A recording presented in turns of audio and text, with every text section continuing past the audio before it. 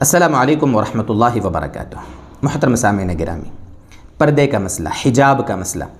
ابھی اس وقت ملک کے کرنٹ ایشوز میں سے ہے، سلگتے ہوئے موضوعات میں سے ہے۔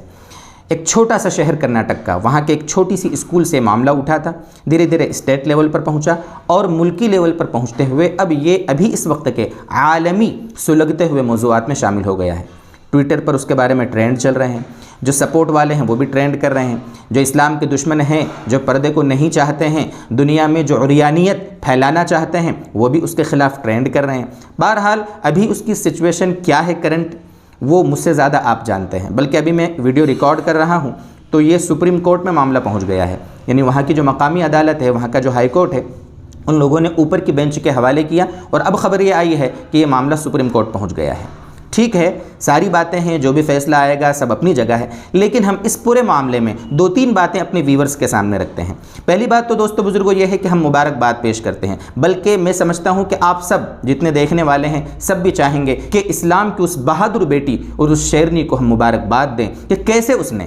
اسلام کے دشمنوں کے سامنے اسلام کا نعرہ بلند کیا، توحید کا نعرہ بلند کیا، ایک اللہ کی بڑائی بیان کی، کتنے سوتوں کو اس نے جگا دیا اور کتنے لوگوں کے دلوں میں ایمانی غیرت اور حمیت کی شمع اس نے جلا دی۔ خاص طور سے وہ بیٹی اور عمومی طور پر وہاں جتنی بچیاں تھیں جو ہزار مخالفتوں کے باوجود پردے میں رہنا چاہتی ہیں، اسلام پر چلنا چاہتی ہیں، تعلیم حاصل کرنا چاہتی ہیں، ان سب کو بھی ہم مبارکباد پیش کرتے ہیں۔ اس واقعے سے ہمیں سب سے پہلے تو یہ سبق لینا ہے دوستو بزرگوں کہ اسلام پر چلنے کے بارے میں کتنی ہی مخالفتیں آ جاویں، ہمیں اسلام پر استقامت کے ساتھ چلنا ہے، ڈٹ کر اسلام کی مخالفتوں کا مقابلہ کر کے اپنے شعائر اسلام کی حفاظت کرنی ہے، دین پر چلنا ہے، کتنی ہی مخالفتیں آ جاویں۔ حالات دین پر چلنے میں آئیں گے، اسلام اور کفر کا مقابلہ ابھی سے نہیں ہے، جب سے اللہ نے دنیا بنائی ہے تب سے اللہ تبارک و تعالیٰ کا یہ قانون ہے کہ ایمان اور کفر،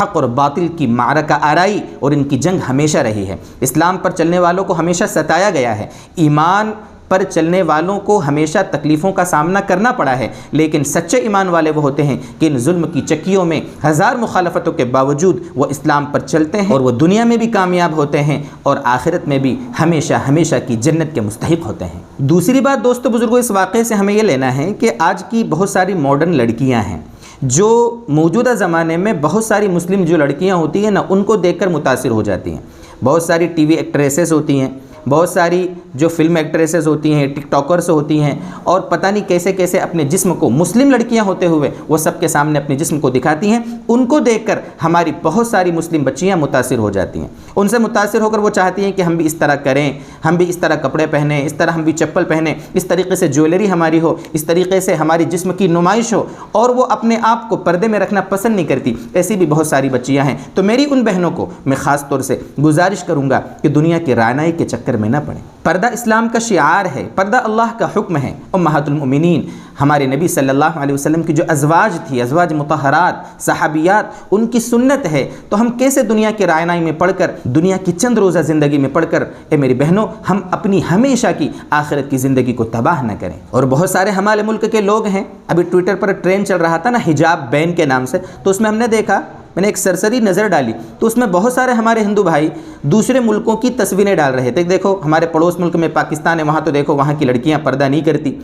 انڈونیشیا مسلم ملک ہے وہاں پردہ نہیں ہوتا، سعودی عرب مسلم ملک ہے وہاں پردہ نہیں ہوتا، اور اس کی تصویریں ڈال رہے تھے۔ دنیا میں کیا ہو رہا ہے، دنیا کے ملک والے کیا کر رہے ہیں، چاہے نام نہاد وہ اسلامی ممالک ہوں اور اپنے آپ کو کہتے ہوں کہ ہم اسلام پہ چلنے والے لوگ ہیں، ہمیں یہ نہیں دیکھنا ہے کہ وہ کیا کر رہے ہیں، ہمیں تو یہ دیکھنا ہے اے میری بہنوں کہ ہمیں اللہ تعالیٰ کیا فرماتا ہے، اللہ کے نبی صلی اللہ علیہ وسلم ہمیں کیا فرما کر گئے ہیں۔ ہمارے نبی صلی اللہ علیہ وسلم کے زمانے میں جو مسلمان عورتیں تھیں وہ کیسے زندگی اپنی بسر کرتی تھی، وہ کیسے جیتی تھیں، وہ کیسے رہتی تھی، ان کا رہن سہن کیسا تھا۔ اور دوستو ہمیں دوسرے ملک والوں سے کیا لینا دینا، ہم ایک جمہوری ملک میں رہتے ہیں، ایک سیکولر ملک میں رہتے ہیں، ہمارا ملک، ہمارے ملک کا قانون ہم کو اپنے مذہب پہ چلنے کی آزادی دیتا ہے، ہم جو چاہے پہنیں گے، جو چاہیں گے کھائیں گے، یہ ہمارے ملک کے قانون نے ہم کو اجازت دی ہے۔ اس ملک میں رہنے والے جتنے بھی مذہب کے لوگ ہیں دوستو بزرگوں، ہر ایک اپنے مذہب پہ چلتا ہے اور آزاد ہو کر چلتا ہے۔ آپ دیکھ لیں جتنے سرکاری دفاتر ہوتے ہیں، سرکاری کا مطلب ہوتا ہے کہ اس ملک کے قومی پیسوں سے بنایا ہوا وہ دفتر، سرکاری بسیں ہوتی ہے، سرکاری ٹرینیں ہوتی ہے،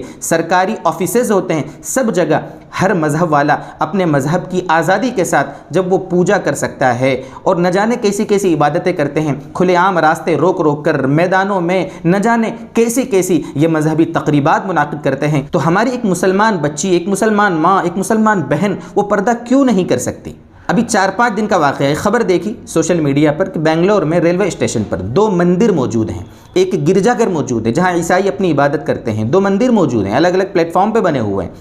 لیکن وہاں پر ایک کمرہ تھا جہاں وہاں جو قلی لوگ تھے، حمالی کرنے والے لوگ تھے، وہ 30-35 اکٹھے ہو جاتے تھے، ایک کمرے میں نماز پڑھ لیا کرتے تھے، لیکن وہاں کے لوگوں نے جو شرپسند لوگ تھے ان لوگوں نے کیا کیا کہ اس کو بند کروا دیا اور وہاں نماز پڑھنے کی اجازت ختم کروا دی حکومت کی طرف سے۔ جب یہ ملک ہمارا جمہوری ہے تو یہاں رہنے والا ہر شخص اپنے مذہب پہ ہر طریقے سے جیسے چاہے وہ عبادت کرنے سے آزاد ہے، اور یہ بات میں یقین کے ساتھ کہہ سکتا ہوں کہ ہمارے ملک میں رہنے والے ہر مذہب کے لوگ، چاہے وہ ہندو ہوں، سکھ ہوں، عیسائی ہوں، ان کو اسلام سے کوئی تکلیف نہیں ہے، یہ بات یقین کے ساتھ میں کہہ سکتا ہوں۔ ہر مذہب کے لوگ یہاں صدیوں سے آپس میں اخوت کے ساتھ، محبت کے ساتھ، ایک دوسرے کی ہمدردی کے ساتھ رہتے آئے ہیں، لیکن یہ محبت کے ساتھ ہر مذہب کے لوگوں کا آپس میں رہنا، یہ چند جو مفسدین ہوتے ہیں جن کا مزاج ہی فساد پھیلانا ہے، آپس میں لڑائی کرنا ہے، ڈیوائیڈ اینڈ رول کی جن کی پالیسی ہوتی ہے، ان کو یہ آپس میں ہر مذہب کے لوگوں کا آپس میں محبت کے ساتھ رہنا یہ ان کو پسند نہیں آتا، اس لیے آئے دن شوشے چھوڑتے رہتے ہیں۔ اب اسی کالج کو آپ دیکھ لیں، وہاں کیا وہ کالج نیا بنا ہے؟ کیا وہاں بچیاں ابھی 2-4 دن سے یا 2-4 مہینے سے صرف پردہ جا کر کے جانے لگی تھی؟ کیا ایسا تھوڑی ہے، سالوں سے وہاں پردہ ہو رہا تھا۔ اس سے پہلے بہت ساری وہ بچیاں جو نانیاں دادیاں بن گئی ہوں گی، انہوں نے بھی اس اسکول میں جب تعلیم حاصل کی تھی تو وہ پردے کے ساتھ ہی گئی ہوں گی، لیکن یہ آپس میں بس ان کو ایشو اٹھانا ہے اور ملک کے جو سلگتے ہوئے دوسرے موضوعات ہیں ان سے لوگوں کی نگاہیں ہٹانا ہے۔ دھیرے دھیرے آپ دیکھیں نا، ہم ایم پی میں رہتے ہیں، یہاں کے منتری نے بھی یہ دے دیا تھا، اعلان کر دیا تھا کہ یہاں بھی ہم بین لگائیں گے۔ دیکھا کہ ہم نے استقامت دکھائی اور ہماری بہنوں نے دوسری جگہوں پر بھی استقامت کے ساتھ پردے پر چلنا اور پردے کے ساتھ زندگی گزارنے کا جب اعلان کیا تو پھر یہاں کے منتری کو بھی پیچھے ہٹنا پڑا۔ اس لیے دوستو بزرگوں، حالات آئیں گے دین پر چلنے کے معاملے میں، اور اس کے بھی امکانات ہیں کہ جتنے ابھی خراب ہیں اس سے زیادہ بھی حالات خراب ہو سکتے ہیں۔ ہمیں صرف اس واقعے سے پیغام لینا ہے کہ ہم دین پہ چلیں، استقامت دکھائیں، اسلام کی بھلائی کو، اسلام کی حقانیت کو، اسلام کے فائدوں کو ہم اپنے آس پاس کے رہنے والے لوگ چاہے وہ کسی مذہب کے ہوں ان تک پہنچائیں۔ اسلامی تعلیمات میں کتنا امن ہے، کتنی بھائی چارگی ہے، کتنی سلامتی ہے، دنیا اور آخرت کا کتنا فائدہ ہے، ہم اپنے آس پاس کے لوگوں تک یہ تعلیمات اسلام کی پہنچائیں۔ اللہ تعالی ہمیں استقامت کے ساتھ دین پر چلنے کی توفیق عطا فرمائے، ہماری بہنوں کو بھی استقامت عطا فرمائے، پردے کے اور دیگر مسائل کے بارے میں ہمیں سمجھ کر دین پر اللہ تبارک و تعالی موت تک چلاتا رہے۔ وآخر دعوانا ان الحمد للہ رب العالمین۔